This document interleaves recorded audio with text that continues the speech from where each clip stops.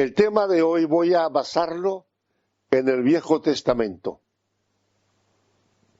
en un versículo del profeta Isaías que llama a Cristo varón de dolores. Se ha dicho que Isaías es el más evangélico de todos los profetas. Nos da dos visiones distintas de Cristo. En la primera parte del libro, Isaías presenta un príncipe ideal y lo describe con los epítetos más cautivadores. Dice Isaías, capítulo 9, un niño nos es nacido, hijo nos es dado, y el principado sobre su hombro, y se llamará su nombre admirable, consejero, Dios fuerte, Padre eterno, príncipe de paz. Esto es en el capítulo 9. En la segunda parte del libro, la perspectiva es muy distinta. Ya no es un príncipe poderoso que sufre por los pecados del pueblo, triunfando con su propia muerte. En esta segunda parte del libro, Isaías se acerca hasta el máximo de los misterios. ¿Sabes cuál es el misterio más grande de la Biblia? Los sufrimientos de Cristo. Un tema muy apropiado para esta época del año. Me voy a detener en el versículo 3 del capítulo 9, donde el profeta habla de Jesús como varón de dolores. Repito, aunque haya escogido la frase, insisto en ella. Isaías, 600 años antes de que naciera Cristo, ya le llama varón de dolores. Hermanos y hermanas, y amigas y amigos, el tema es tan profundo, es tan inaudito, todo lo referente a los sufrimientos de Cristo, que el mismo profeta se pregunta en el capítulo 53 de su libro: ¿quién ha creído a nuestro anuncio? ¿Quién puede creer que el Mesías, el Hijo amado del Padre eterno, tuviera que padecer tantos dolores? El tema del dolor es tan antiguo como la propia respiración humana. Es un tema importantísimo. Un filósofo catalán de 52 años, Rafael Argullol, acaba de publicar un libro muy interesante. Se titula Dovadú o el dolor. El autor catalán cuenta que en un viaje a Cuba padeció una lesión cervical que le tuvo meses sufriendo. En una frase del libro, el filósofo catalán comenta: el dolor no es ennoblecedor, en absoluto. Es algo caótico, un intruso que te incapacita para los afectos. Isaías habla de los dolores en plural. No olvides esto. No habla de un dolor, habla de dolores de Cristo. Nosotros solemos decir, a veces, tengo un dolor que no me deja vivir. Es una frase de todos los días. Cristo padeció todas las variantes del dolor humano. Tú puedes tener un dolor que no te deje vivir, pero Cristo padeció todos los dolores conocidos. Él, Cristo, que era, según el profeta, Dios fuerte y príncipe de paz, fue también varón de dolores. ¿De qué manera padeció Cristo? ¿Cuáles fueron sus dolores? En primer lugar, te explico que el primer dolor de Cristo fue el dolor de la inmigración. Sin dejar la tierra propia para verse forzado a emigrar a otras tierras, es un dolor. Había dejado el cielo, ahora tiene que dejar la tierra en la cual había nacido, la Palestina, y tiene que huir con los padres a Egipto. Así lo cuenta Mateo. Te leo. Te voy a leer mucho la Biblia en este tema, porque es un imperativo. No puedo hablar del dolor de Cristo si no acudo a la Biblia. En referencia al dolor de la inmigración, la huida a Egipto con los padres, dice Mateo: después que partieron ellos, he aquí un ángel del Señor apareció en sueños a José y le dijo: levántate, toma al niño y a su madre, huye a Egipto y permanece allá hasta que yo te lo diga, porque acontecerá que Herodes buscará al niño para matarlo. Ya empezaron los dolores de Cristo, cuando apenas era un niño de 2 años. Y dice el texto que los 3 estuvieron allí en Egipto hasta la muerte de Herodes, para que se cumpliese lo que dijo el Señor por medio del profeta: de Egipto llamé a mi hijo. Quiero decirte que en realidad Cristo fue siempre un inmigrante y él tenía conciencia de ello. Él dijo una vez a los discípulos: vosotros sois de abajo, yo soy de arriba. Vosotros sois de este mundo, yo no soy de este mundo. Es decir, que emigró del cielo a la tierra y siempre padeció estos dolores de la emigración.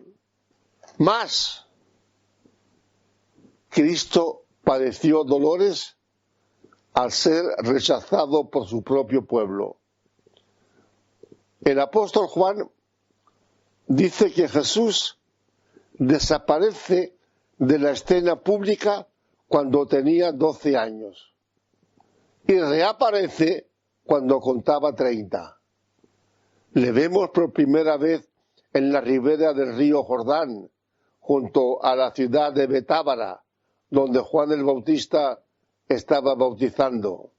Desde ese momento hasta su muerte en la cruz, ¿sabes cuánto tiempo transcurren? Solo 3 años. De forma que todos los dolores que padeció Cristo hemos de situarlos en un período de 3 años. 3 años sufriendo. Sus primeros dolores, como ya te lo he explicado, fueron los de la inmigración cuando siendo niño, que solo tenía 2 años de edad. El segundo dolor fue el rechazo de la gente de su propio pueblo. Todo emigrante, y este es un tema que está en boga en España, ¿qué sueña todo emigrante? Sueña con volver al lugar donde nació o donde se crió, comprar una casita, montar un negocio, vivir en familia.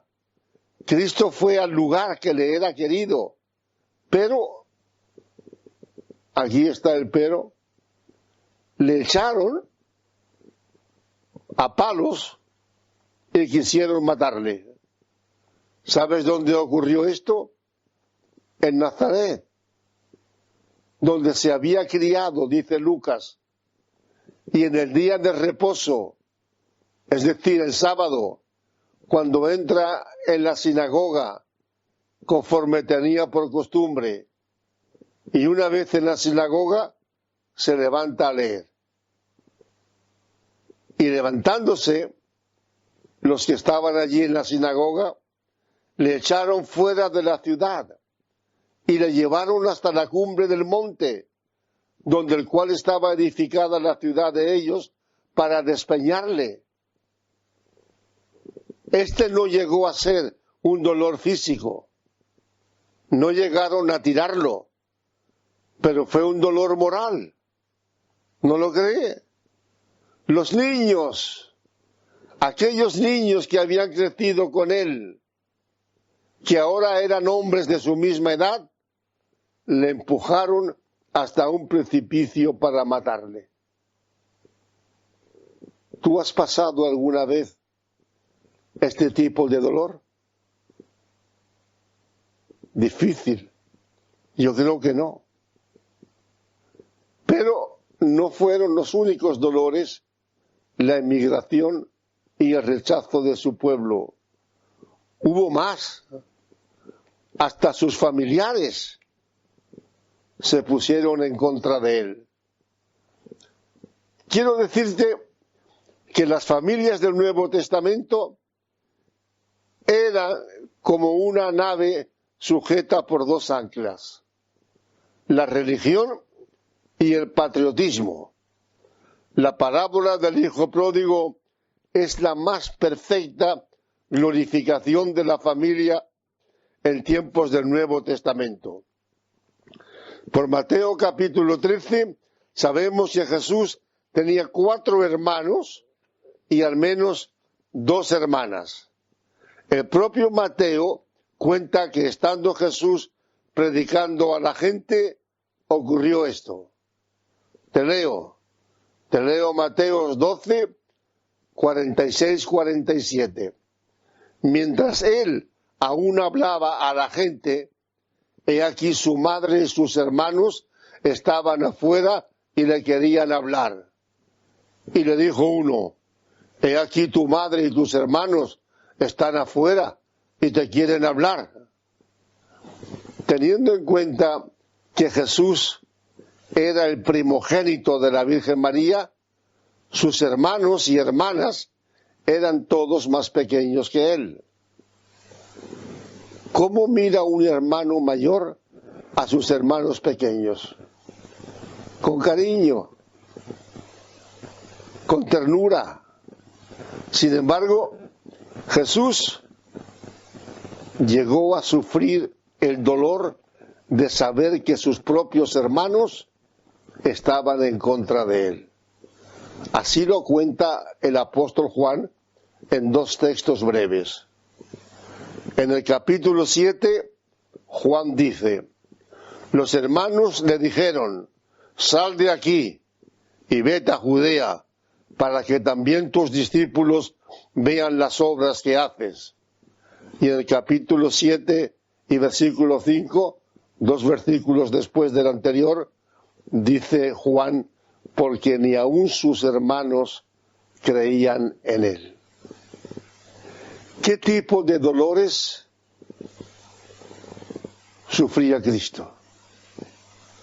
Te he mencionado 3. El dolor de la inmigración, el dolor que sentía al verse despreciado por la gente de su propio pueblo, y el dolor que sintió por el rechazo de sus propios hermanos.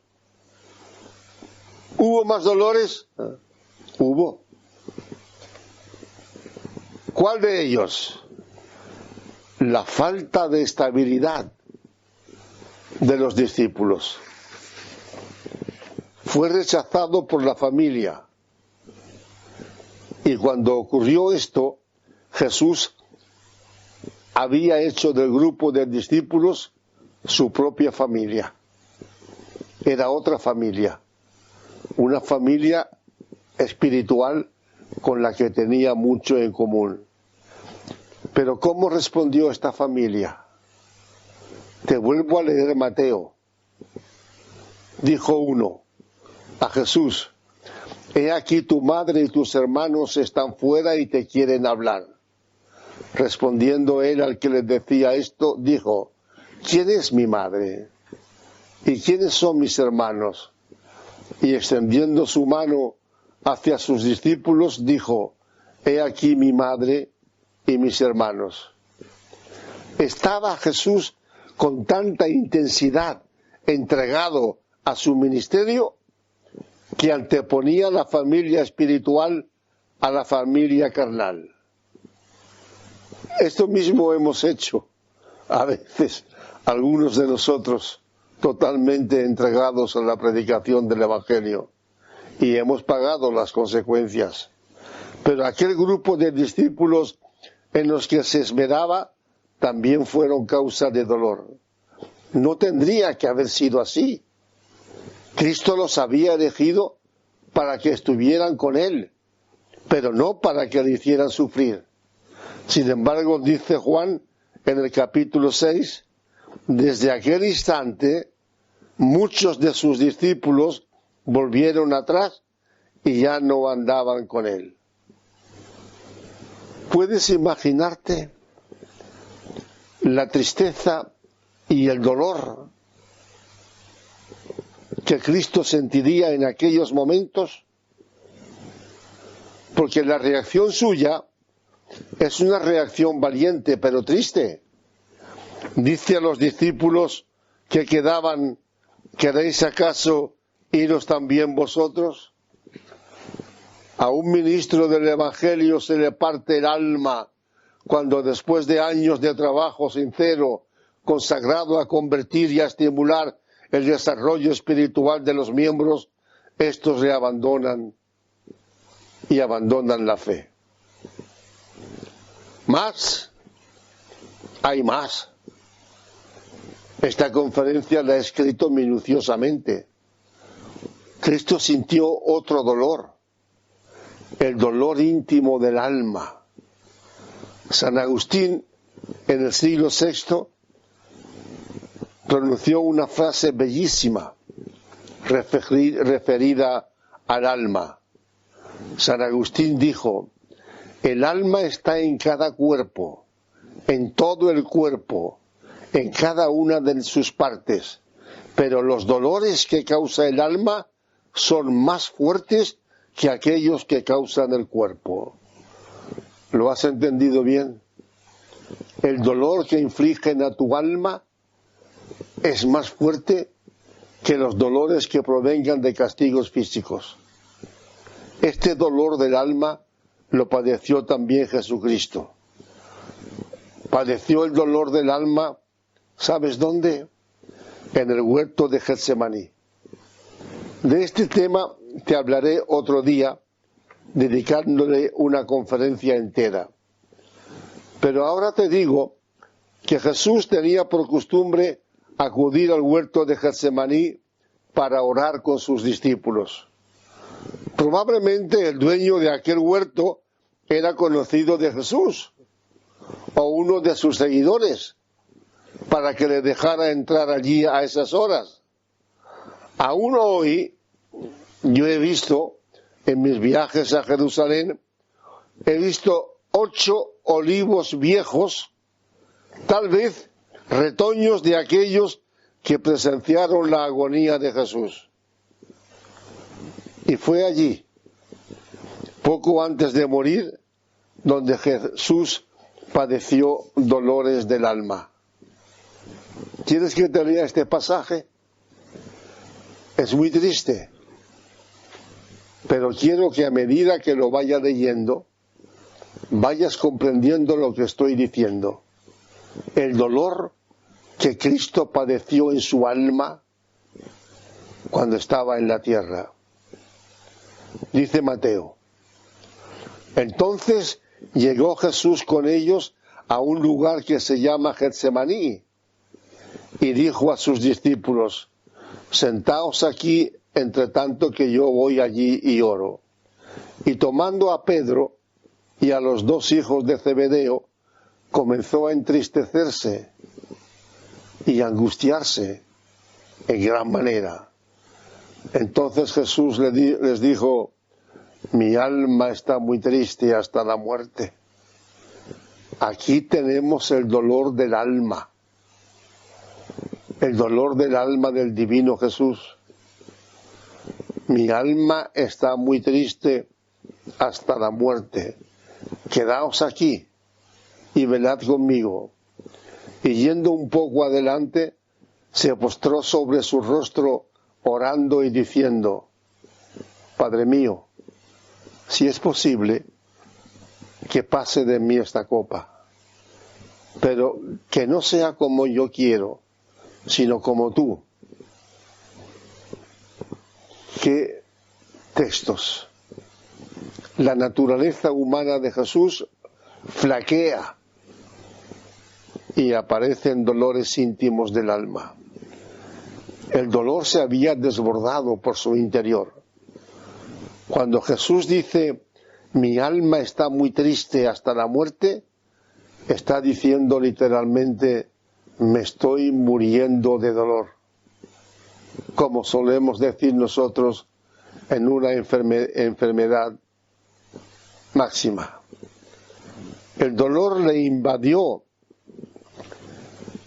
de tal manera que ya el profeta y rey David lo anticipó en el Salmo 116:3, donde dicen: me rodearon ligaduras de muerte. ¿Por qué dice esto?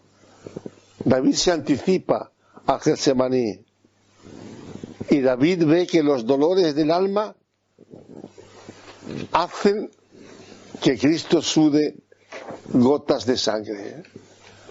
No era un dolor parecido a la sangre, no. Lucas dice que eran auténticas gotas de sangre que regaban la tierra.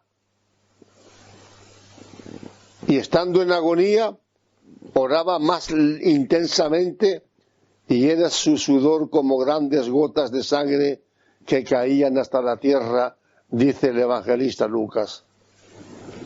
¿Te imaginas lo intensos que tuvieron que ser estos dolores para producirles un sudor de sangre? ¿Hay más dolores? Cristo era varón de dolores, es decir, que los experimentó absolutamente todos, como el dolor de la soledad. Dios había dicho en el Génesis: no es bueno que el hombre esté solo. Y Salomón en Eclesiastés: ay del solo, por cuanto cuando cayere no habrá segundo que le levante. El francés Honorato de Balzac dice que de todas las soledades, la soledad moral es la que más espanta. A ti te espanta también la soledad, sobre todo si eres una persona mayor que me estás escuchando. Más aún, sientes más la soledad si eres una persona, hombre o mujer, que ha enviudado, que ha perdido a su pareja, ha perdido a su amor de años. ¿No sientes la soledad? Sobre todo cuando te vas a la cama por las noches, ¿no te sientes solo o sola? Pues esta misma soledad la sintió Cristo en forma de dolor. Después de orar al Padre, pidiéndole que hiciera su voluntad y no la propia, Jesús regresa al lugar cercano donde dejó a los discípulos, en el huerto, y ¿sabes qué pasó? Los encontró durmiendo, el maestro sufriendo, orando, con dolores de alma, y ellos durmiendo. Así son los cristianos, a veces indiferentes ante los dolores de Cristo. Es Mateo quien lo dice.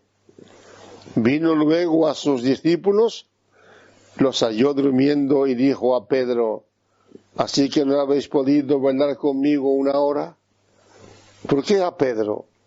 Porque Pedro parecía el más cercano a Jesús, el más valiente, el que había dicho, aunque haya que morir contigo, muero yo. Y sin embargo también se quedó dormido. No había podido velar ni una hora. Jesús pudo haberle preguntado: Pedro, ¿es así como te preparas para morir por mí? Porque en Mateo 26, 35, Pedro le dijo lo que te he anticipado: aunque me sea necesario morir contigo, no te negaré. Y sin embargo no había podido velar ni una hora. Mateo nos da el sentido de las palabras, creo yo. Una hora puede significar un espacio de tiempo continuo y regular. Cuando el alma gime por una tragedia interior, resulta doloroso no tener cerca a un amigo. Cuando tú sufres por algo, ¿no te gustaría tener cerca de ti a una persona que te consolara un poco? Pues Cristo no la tuvo. Aquellos que debían consolarlo se quedaron dormidos. Aún en la soledad voluntaria, uno necesita saber que tiene amigos que está pensando en él. ¿Más dolores? Más. Él era varón de dolores. Ahora te hablo del dolor de la traición. Si el dolor de la soledad sobrecoge el corazón, el dolor de la traición causa profundas heridas al alma. La serpiente, esa serpiente escondida entre las flores, es uno de los mitos más bellos que nos ha legado la leyenda. El traidor ahoga a la persona abrazándola, o con un beso, como hizo Judas. ¿Te lo leo?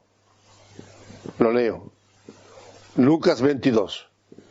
Mientras él aún hablaba, se presentó una turba, y el que se llamaba Judas, uno de los 12, iba al frente de ellos, y se acercó hasta Jesús para besarle. Entonces Jesús le dijo: Judas, ¿con un beso entregas al Hijo del Hombre? Y yo terminaría este vídeo solamente con este versículo. ¿Puedes imaginarte el dolor que tuvo que sentir Cristo al ser traicionado por uno de los tuyos? Cuando le dice: ¿con un beso me estás entregando? ¿Con un beso entregas al Hijo del Hombre? Yo creo que la pequeñez de nuestra mente no es capaz de comprender lo que Jesús sintió en aquellos momentos. Y él lo sabía todo, era Dios. Él sabía de antemano que aquel hombre que vivió con él 3 años, día y noche, aquel hombre que presenció todos sus milagros, un día había de traicionarle. Así lo manifestó durante la última cena. En este caso de la última cena, Juan escribe un párrafo bastante largo, pero te lo voy a leer porque es Biblia, es palabra de Dios. Esto es más importante que las ideas que yo pueda tener. Dice Juan: habiendo dicho esto Jesús, se conmovió en espíritu y declaró y dijo: de cierto os digo, que uno de vosotros me va a entregar. Entonces los discípulos se miraban unos a otros, dudando de quién hablaba. Y uno de ellos, al cual Jesús amaba, se refiere a Juan, estaba recostado al lado de Jesús. A este le hizo señal Simón Pedro para que preguntase quién era aquel de quien hablaba. Pedro no se atrevía. Cuando Cristo dice, uno de vosotros me va a entregar, Pedro no se atrevía a preguntarle. Se dirige a Juan, que estaba muy cerca de Jesús, para que Juan le preguntara. Él entonces, recostado cerca del pecho de Jesús, sigue refiriéndose a Juan, preguntó al Señor, obedeciendo a Pedro, preguntó al Señor, ¿quién es? Ya Jesús se descubre. Respondiendo dijo, a quien yo diere el pan mojado, aquel es. Y mojando el pan, lo dio a Judas Iscariote, hijo de Simón. Ya no hacían falta nombres. Ya identificó al traidor. Y sigue diciendo Juan, qué triste. Después del bocado, Satanás entró en él. Entonces Jesús le dijo, lo que vas a hacer, hazlo más pronto. ¿Qué es lo que iba a hacer Judas? Entregarlo. ¿Lo sabía Jesús? Lo sabía. Porque le dijo, lo que vas a hacer, hazlo pronto. ¿Y qué había ocurrido? Dice Juan que Satanás había entrado en la boca de Judas junto con el bocado. Es decir, que Satanás se había incorporado al centro de su vida, al corazón. Qué triste. Jesús vivía con la traición dentro del grupo. Y el traidor solo esperaba el momento oportuno. Y este momento lo encontró. Saludarle con un beso era costumbre entre los judíos. Los cristianos también practicaron esta costumbre durante varios siglos. De hecho, Pablo dice, besaos unos a otros con beso santo. Pero en este caso, el beso era una señal para que los soldados identificaran a Cristo. Jesús era conocido, pero hemos de tener en cuenta que los que acudieron a prenderle eran soldados romanos. Allí había 12 hombres, 13 con él. No sabían quién era Jesús. Lo más seguro es que no lo hubieran visto nunca. Por esto Judas recurre a la trampa del beso. Al que yo besare, ese es. Podéis ir a agarrarlo y prenderlo. Un famoso autor, Milka Baltari, famoso porque escribió una novela preciosa llamada Sinué.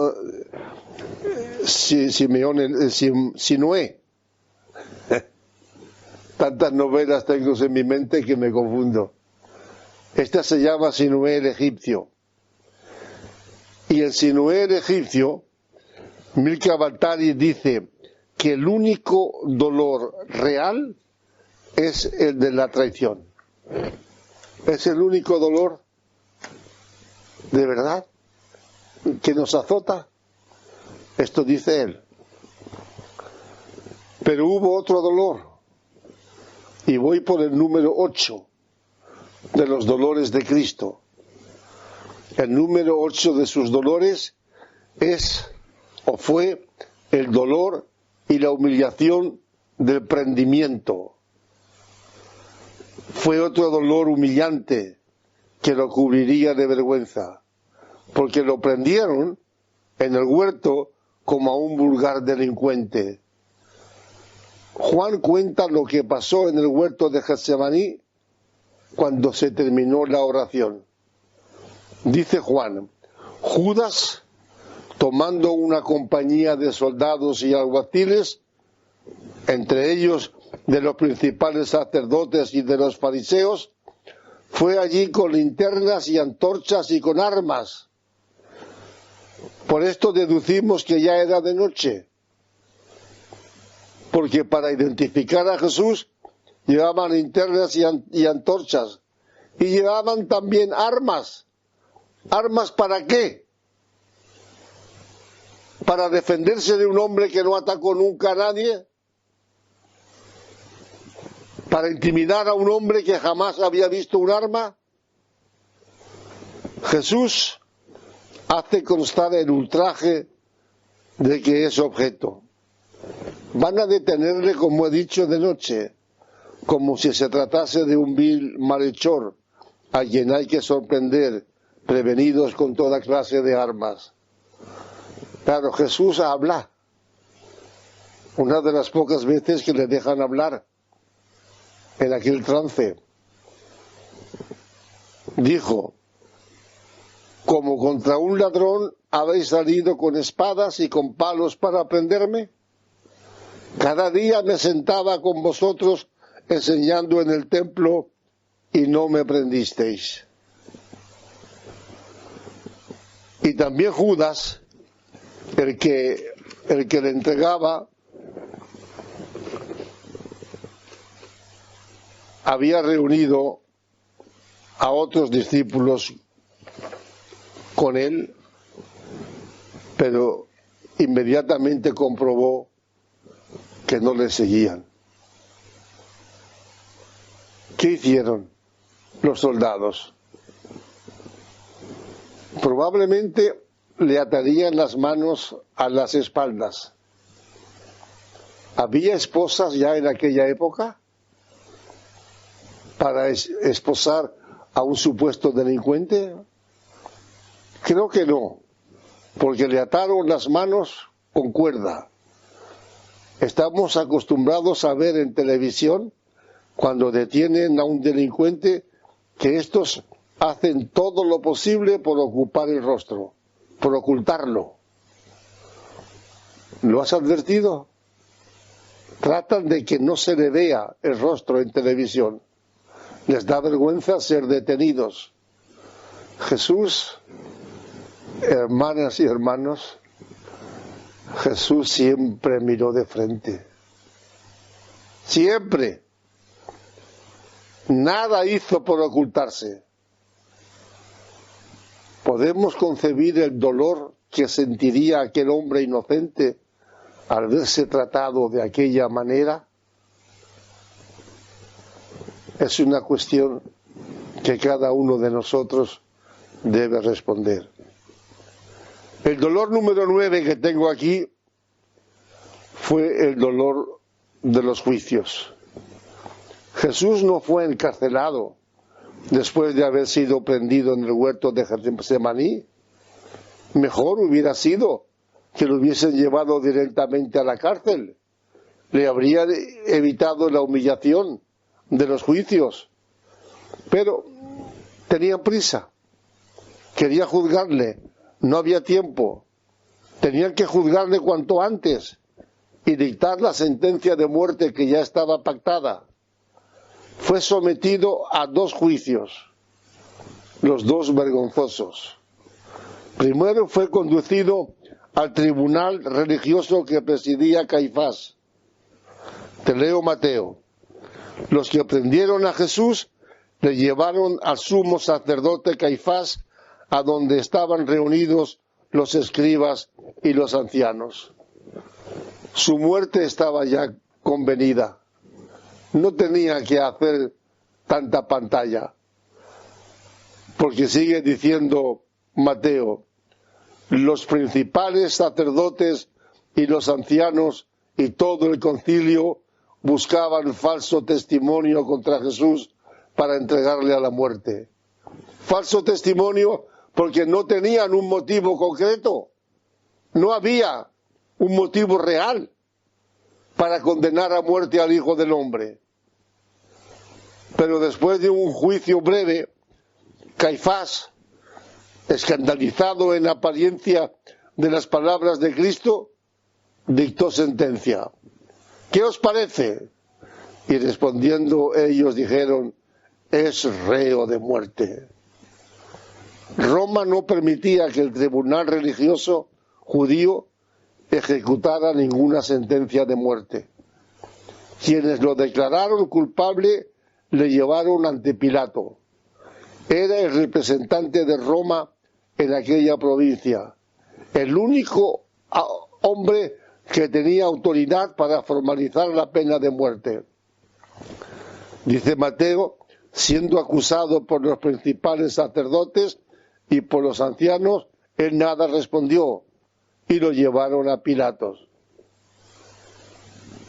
Y concluye con la sentencia de muerte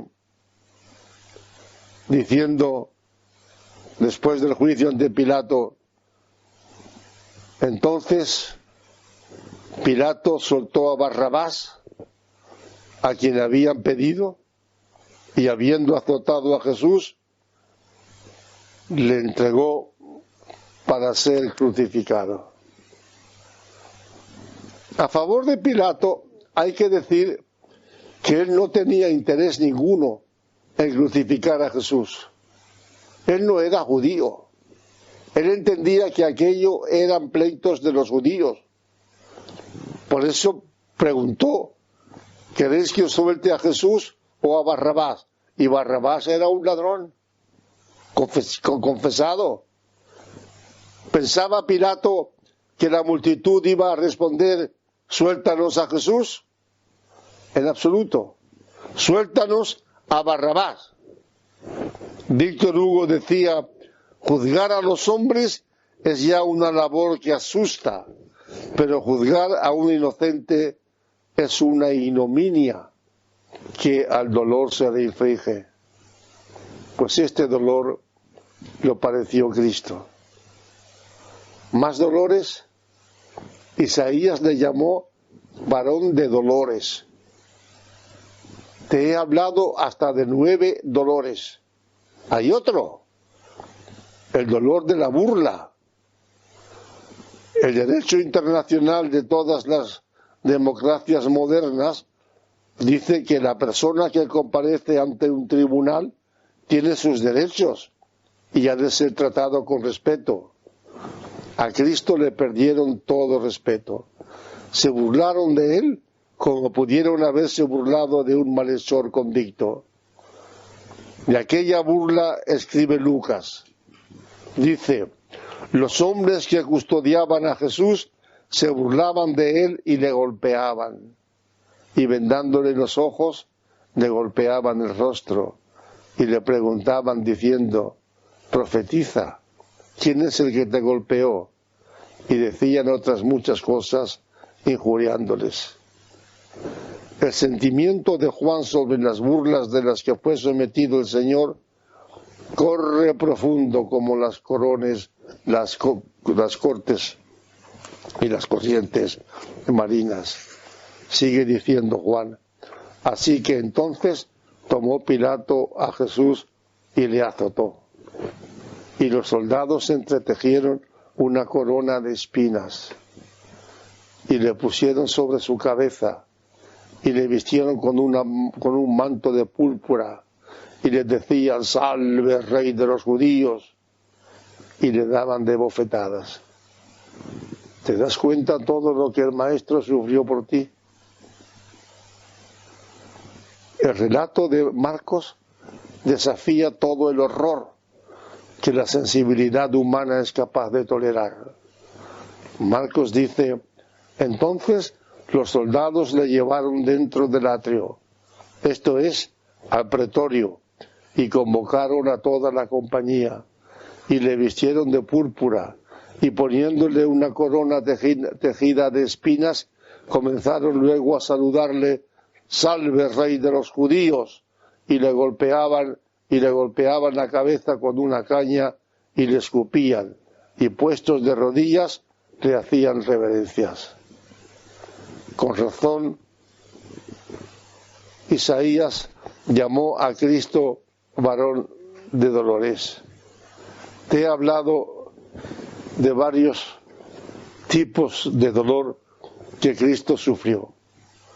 El dolor de la inmigración, el dolor del rechazo por parte de su pueblo, el dolor por el rechazo de sus familiares, el dolor por la inestabilidad de sus discípulos, el dolor íntimo del alma, el dolor de la soledad, el dolor de la traición, el dolor de la humillación, el dolor del prendimiento en el huerto, el dolor de la burla, los dolores físicos, los dolores espirituales y la muerte. En una novela canadiense de Mike Brown, titulada Cuando llega el dolor, se cuentan los padecimientos de un joven de 32 años que vivía encamado en un puro grito diario de dolor. Un dolor ocasionado por un cáncer. Cuando muere, uno de sus amigos dice: él mismo fue el causante de sus sufrimientos. Las drogas, el tabaco, el alcohol, las mujeres le destrozaron la vida. Muchas personas, amigas y amigos, hermanas y hermanos, muchas personas padecen, sufren dolores por su equivocada forma de vivir. Pero Cristo, al morir con 33 años, había tenido una vida completamente limpia.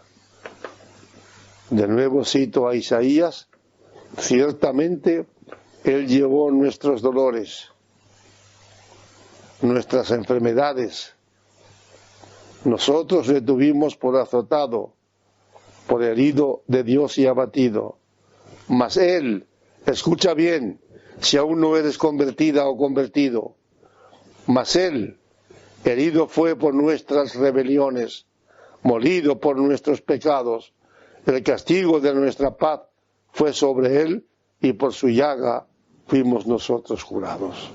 Mañana tendré otro vídeo, también relacionado con la fecha que estamos viviendo. Gracias por haberme sintonizado hoy.